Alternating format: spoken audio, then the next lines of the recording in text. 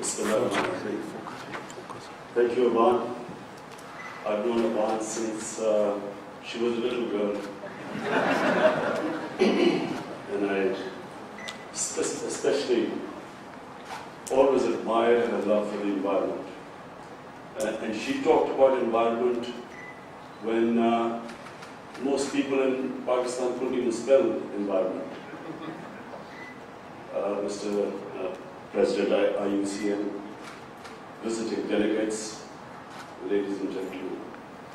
I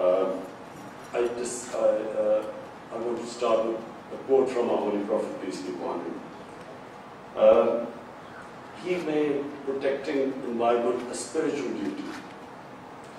He said that live for the next world as if you will die tomorrow. Live for the next world as if you will die tomorrow, so you have to be doing your best deeds. But live for this world as if you will live for 1,000 years. So whatever you do today, you must understand the impact it will have on future generations. My love for environment started when I was in school. Our summer was spent in the hills next close to Islamabad, the foothills of the Himalayas. And winter was spent, most of the winter, weekends shooting partridge in various parts of Pakistan. So I was one of those fortunate Pakistanis who saw the diversity of the country. From east to west, north to south, it is a very diverse country. It has 12 ecological zones in Pakistan. So you have from alpine to tropical, from desert to Himalayan forests. The Himalayan forests are probably rare in the world. You do not see forests like the ones if you go from just north from Islamabad, 100-mile radius, you see forests which you don't see anywhere else in the world because of the height and the monsoons hitting the forest at that height. So it produces this ecology, the sort of wildlife, bird life, which you don't see anywhere else. But most Pakistanis never saw this. Most of people I grew up lived in cities and stayed in cities. So they didn't really understand the beauty of Pakistan. And so then I got involved in professional sports, so I was cut off for a while. But when I wrote this book about 30 years back, it was when I cut down on my cricket and again started visiting the northern areas, which are my favorite place in the whole world. I began to realize the disaster that was taking place in Pakistan. When I was born, the population of Pakistan was 40 million, just under 40 million. Today it is 220 million. So we could see the caption in the book, which I said, the dwindling wildlife and forests of Pakistan. Because I could see when I went back after school and in this big period when I was playing professional sport, when I again went to the mountain areas, the northern areas, and started shooting again, that's when I realized the devastation that had been caused by this population growth, but also no concern at all by our governments about the environment in Pakistan. And I repeat, the reason was in fact all the decision makers came from cities, and they did not really know what was happening outside the cities. So I pledged that if ever I got into power, this would become my priority. That we must protect the great mountain.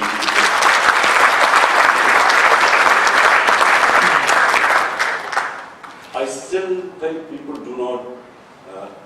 in Pakistan do not understand the diversity in this country and the beauty of the country. Because most of the people live in cities. And I mean influential people, opinion makers.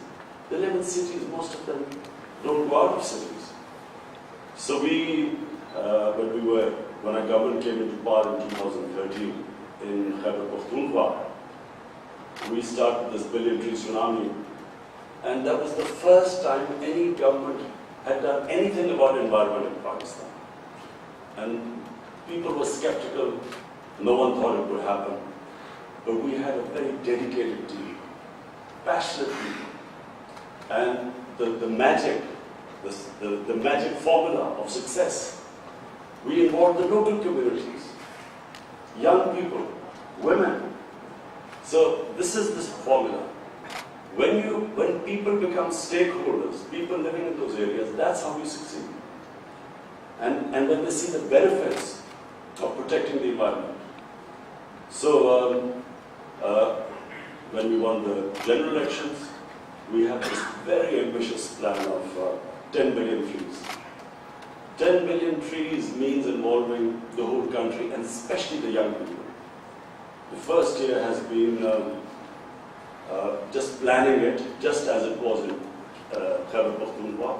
Our first year was basically getting the infrastructure, the nurseries, people involved, and then started the plantation. So now this year